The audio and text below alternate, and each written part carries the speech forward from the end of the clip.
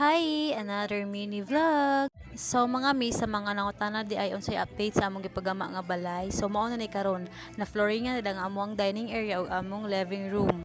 As you can see mga mi, mao na siya ang gutter, wala pa na mo siya napataod kay wala na sad mi budget. So diha nga mga side mga mi mo lang amo ang dining area. So mo ni diri amo ang small bedroom ug diri ang amo ang living area. As you can see, gamay ra siya mino for family lang gid siya. Kay di ta mo daw og bisita. Cheers. So mga mi, diri ang favorite ng area ang kitchen. So dako-dako ko siya no.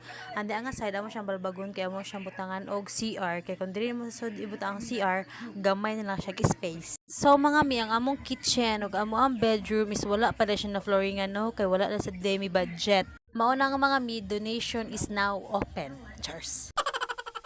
So mga mi, gastos reveal is 180k na siya. Di ba dako na gasto pero wala pa